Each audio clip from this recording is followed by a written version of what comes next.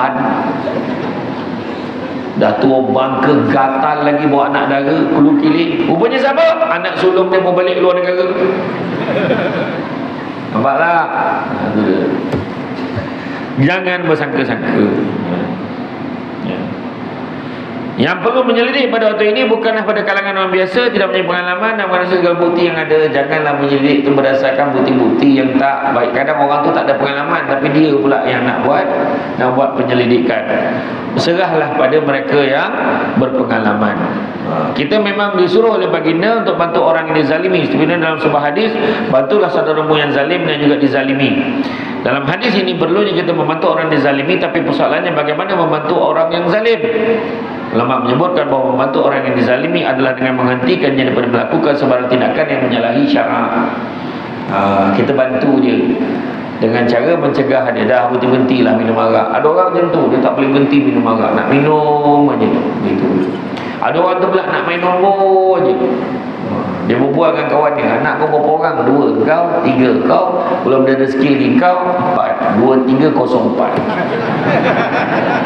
Tanya anak aja, dia boleh kena apa tu? Second prize. Dah lah menang, belanja je ke masjid makan. Asap betul kan? Saya hajat sini imam, nak belanja je ke masjid balik. Bagus betul, nasi Arab kan? Kenapa pula? Kebetulan hari lahir saya, tiap-tiap bulan betul hari lahir kau. Kan? Jadi kemudian sabda baginda Rasulullah SAW, jika engkau menelusuri aurat aib orang, bererti engkau telah merosakkan mereka atau hampir-hampir engkau merosakkan mereka. Maknanya mencari aib itu pun kita dalam proses merosakkan orang. Nak cari betul ke ni? Nak selidik suami dia pergi mana? Kita tak ada kena-mengena dengan keluarga tu. Kita sibuk tengok suami dia pergi mana. Suami ni rupanya pergi keluar jumpa klien. Jumpa klien ni, jumpa pelanggan, cerita-cerita tentang produk lah, apalah agaknya. Kita pun ambil gambar, kita pun share dekat isteri dia. Ada orang sanggup buat macam tu? Ada. Kita buat tu pun kita merosakkan orang sebenarnya. Sedangkan kita tak tahu. Jangan ambil alih kerja malaikat, jangan ambil alih kerja Allah Ta'ala. Macam kita ni tahu semua, Allah juga yang maha mengetahui. Mencegah kemungkaran bukan satu perkara yang sangat penting hingga Allah memuji umat Muhammad yang disebabkan oleh amar ma'ruf dan nahi mungkar. Firman Allah dalam surah Ali Imran ayat 110 bermaksud, kamu wahai umat Muhammad adalah sebaik-baik umat yang dilahirkan bagi faedah umat manusia, kerana kamu menyuruh berbuat segala perkara yang baik dan melarang daripada segala perkara yang salah, buruk dan keji, supaya kamu pula beriman kepada Allah dengan sebenar-benar iman. Mencegah kemungkaran sebagaimana diajarkan oleh baginda Nabi ialah barang siapa kalian melihat kemungkaran lalu yang mampu mengubahnya dengan tangan, hendaklah diubah kemungkaran tersebut dengan tangannya. Jika tidak mampu, hendaklah dengan lisannya. Jika tidak mampu, hendaklah dengan hatinya. Dan itu adalah selemah-lemah iman. Cegahlah mana yang kita boleh. Dan ingin mencegah kemungkaran yang ada di sekeliling kita, haruslah ikut saluran dan jalan yang betul agar tidak timbul fitnah dalam masyarakat. Kita banyak kadang timbul fitnah, kita buat macam mana? Kita share dalam media sosial. Media sosial ni kena hati-hati. Kadang-kadang kita tak sangka, sebenarnya dengan melihat sahaja, contoh kita memandang seseorang. Ada yang tak tahu, memandang seseorang dengan satu niat dalam hati, boleh secara tak sengaja kita tak sedar kita mensihirkan orang. Memang itu tajuk lain lah, hari lain. Mana kena panggil lagi. Pandang menyebabkan hati orang tak elok. Itu sebab bukan semua perkara boleh share dalam media sosial. Share, tunjukkan kebahagiaan. Pegang tangan suami dekat handbrake kereta. Imamku.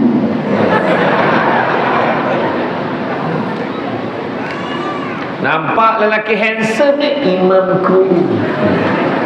Kalau tak handsome, pengusi khairat kematian. Agaknya lah. Tok siap masjid kan kau ajar tu. Tak adalah. Semua nak share dengan orang. Kenapa? Apa penting ni share tu? Dapat apa? Rasa apa orang buat?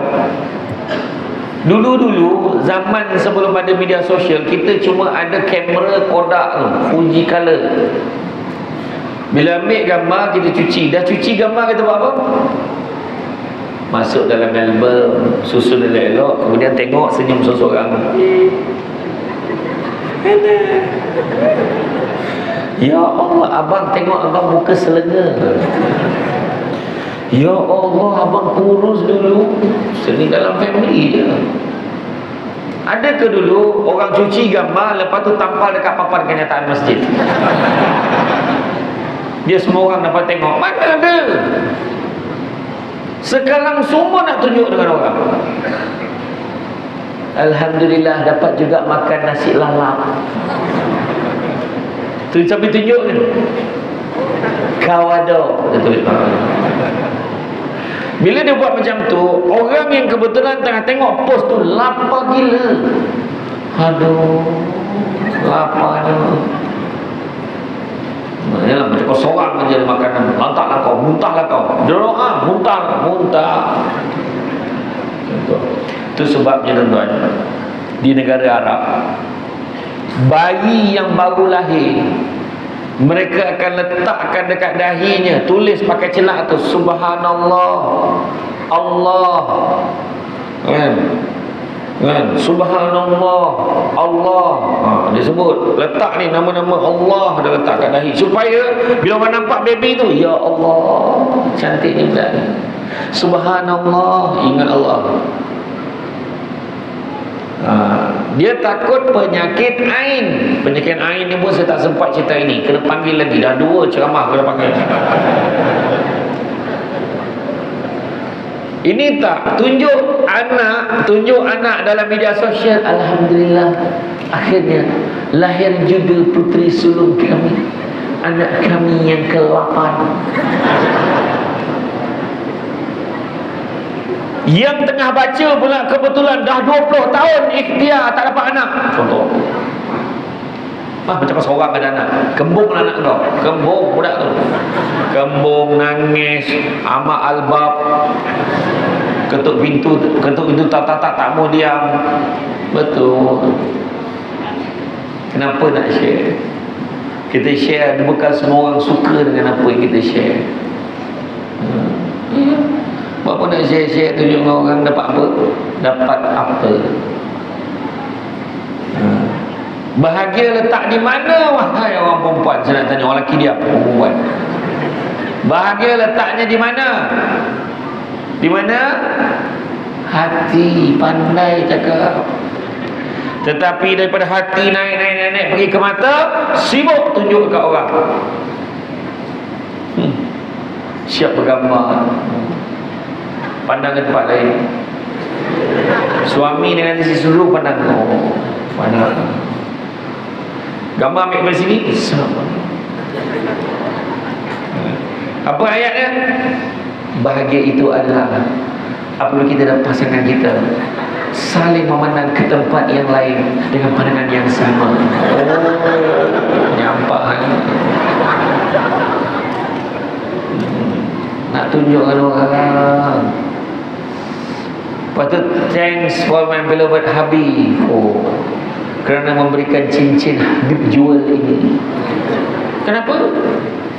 Sian orang yang beli cincin pasar malam. Kan? Itu saya kata, bukan semua orang akan suka dengan apa yang kita post. Nak postkan benda baik, postkan benda baik, nasihat dan sebagainya. Ya. Jadi kalau kita nak buat, nak mencegah kemungkaran, janganlah kita ambil letakkan di tangan kita sendiri, tapi biarlah pihak berwajib buat keputusan dan menjatuhkan hukuman.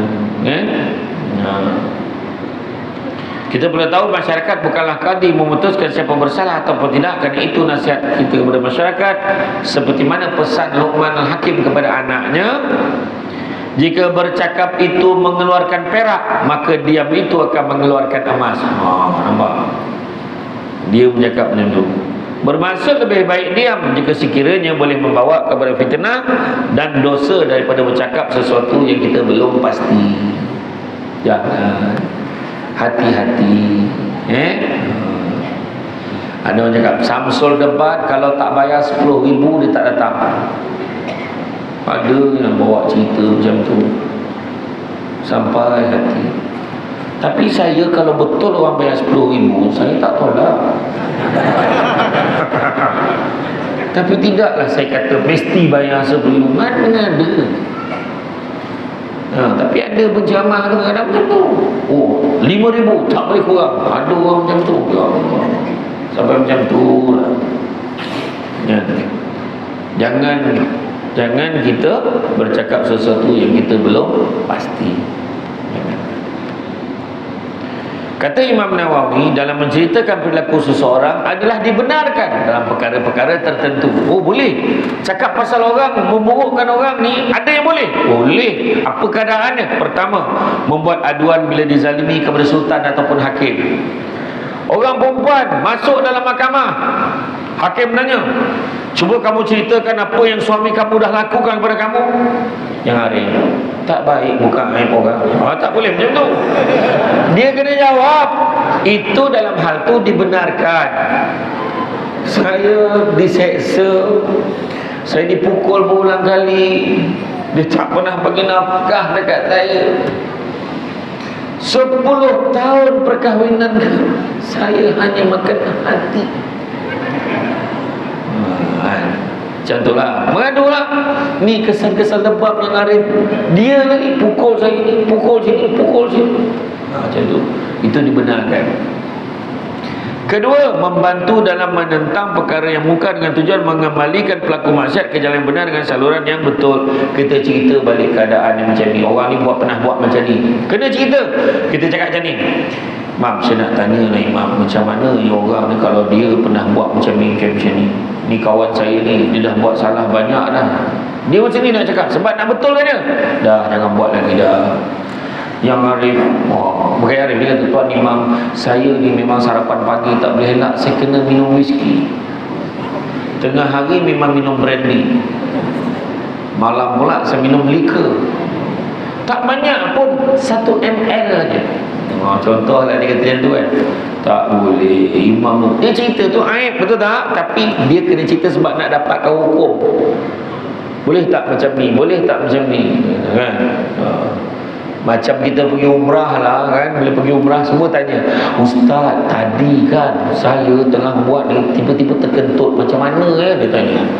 Kalau sa'i tak ada wuduk pun tak apa. Ya ke? Dia tanya. Sebab aib tak aib lah, tapi dia nak tahu hukum. Boleh tak? Sah tak? Kan? Kemudian menceritakan kepada mufti bagi tujuan fatwa. Itu cerita ni, nak dapatkan hukum, kena cerita. Kan? Boleh tak? Apa pandangan Ustaz kalau isteri saya? Isteri ni suami dah pesan. Suami dah pesan, jangan share apa-apa dengan publik, tunjuk dengan orang pasal keluarga ke pasal apa. Jangan. Contoh, memburuk-burukkan dari keluarga. Jangan buat. Kadang orang perempuan tak perhati dengan suami, tulis post, dia tak tulis muka, dia tak letak dengan muka, dia tulis je, ada kepatut kau cakap aku masak tak sedap, boleh jalan lah. Siapa tu? Tulisan aja. Jangan kan. Kadang kita tulis macam tu, orang boleh tanya, mesti dia cakap suami dia. Dah datang fitnah. Nampak? Jangan. Bukan semua benda boleh share. Mencegah umat Islam daripada satu keburukan serta menasihati mereka seperti mana mereka mengambil ilmu daripada yang bukan ahlinya. Tak betul ke ada orang cakap macam ni, macam ni. Orang ni cakap macam ni, hukum ni macam ni. Betul ke? Tanya balik. Ada orang tu dia pergi umrah kan, dia pergi umrah, lepas tu dia tak pergi ini, dia tak buat ini, dia tak buat ini. Ada orang tu dia datang sampai kat Mekah, dia tak buat umrah pun, dia duduk kat bilik je, lepas tu dia balik, orang balik dia pun balik. Macam mana tu? Apakah hukumnya? Dia tanya, cerita, buka balik. Sebab nak mengambil ilmu. Sebab selama ni dengar pada orang, dia kata tak apa, saya memang tak ada niat pun, saya datang nak jalan-jalan aja. Boleh ke tak boleh? Tak boleh. Nampaklah. Menceritakan perihal orang yang melakukan dosa secara terang-terangan tanpa segan silu di hadapan orang ramai dan bukannya dibuat secara sembunyi-sembunyi. Itu tak boleh. Ya. Menyebut satu sifat yang makruf diketahui pada diri seorang itu seperti bisu atau buta dan sebagainya, tapi jika mampu memanggil dengan panggilan yang lain adalah lebih baik, dan haram memanggil panggilan tersebut dengan niat menghina. Ni bisu, bisu dia panggil, jangan. Kan? Kalau ada panggilan lebih baik, panggil mat, mari sini contohnya. Panggil bang, tidak bang. Walaupun memang betul dia bisu, tapi ada panggilan yang lebih baik. Jadi terlampau biasa. Dan nak pula sekarang ni orang cakap hati-hati. Saya tertarik dengan tajuk ni sebab saya pernah pergi ke satu sekolah. Saya nampak tulisan dekat pintu kelas, betulkan yang biasa, biasakan yang betul. Kadang-kadang bila terlampau biasa buat benda yang tak betul, benda tak betul tu akan jadi biasa dan kita anggap betul. Contohlah rasuah. Rasuah. Biasalah, bayarlah sikit, boleh okey. Jangan. Membiasakan benda yang dah tentu salah, jangan kita buat. Alah, pergi kelab dandut, relax lah, bukan buat apa pun. Kita jangan minum arak, kita minum kok je. Kadang-kadang ada orang minum, hati-hati. Jadi mana kata kita kena berhati-hati. Pastikan jangan kita membiasakan 3 perkara yang kita ceritakan pada malam ini. Pertamanya fitnah, keduanya ghibah, dan ketiganya aib. Dan yang paling bahaya sekali bila membabitkan media sosial, dia mendedahkan diri kita kepada penyakit aib. Pertama, jauhkan diri pada fitnah. Jangan fitnah orang, buhtan, jangan cerita benda-benda tak betul pasal orang. Kedua, jangan kita gemar menceritakan, menjaja-jaja cerita tak baik tentang orang. Itu adalah ghibah, mengata, mengumpat. Jangan. Kerana dosanya diibaratkan oleh Nabi sebagai memakan daging busuk saudaranya sendiri. Dan yang ketiga, aib. Janganlah kamu membuka aib orang lain, kerana jika kamu buka aib orang lain, Allah akan membuka aib kamu walaupun kamu berada di dalam rumah kamu. Hati-hati. Ya, semua orang ada aib. Tak ada manusia yang sempurna. Termasuklah Samsul Jabbar. Termasuk semua orang tak sempurna. Jadi tuan-tuan dan puan-puan sekalian, maka cukuplah sekadar ini pada malam ini. Yang paling penting, ingat, datang aja dengar cerita 6 perkara. Jangan terima kesaksian tak cukup. Kedua, hendaklah kita mencegahnya, sebab dua-dua dosa, fitnah dan ghibah, dua-dua dosa. Ketiga, hendaklah kita jangan bersangka-sangka, tak sangka dia macam tu. Keempat, jangan kita menyelidik, mencari-cari kesalahan orang. Nanti aku tanya kakak dia, kan kakak dia cakap apa. Kelima, hendaklah kamu membenci perbuatan itu. Dan keenam, kalau kamu membenci perbuatan itu, janganlah kamu mengulanginya lagi. Jadi tuan-tuan dan sekalian, cukuplah sekadar itu. Fitnah dan aib, betulkan yang biasa, biasakan yang betul. Jadi mudah-mudahan sama-samalah kita amalkan dan kita sebar panjangkan kepada yang lain. Bak kata orang, sepandai-pandai tukang melompat akhirnya jatuh ke tanah jua. Walaupun perkongsian sudah tamat, mudah-mudahan meresap ke dalam jiwa. Tenang-tenang air di laut, sampan kelok balik ke tanjung. Hati terkenang mulut menyebut, jasa baik pihak penganjur menyebut hari ini rasa nak junjung. Itu saja daripada saya. Terima kasih banyak.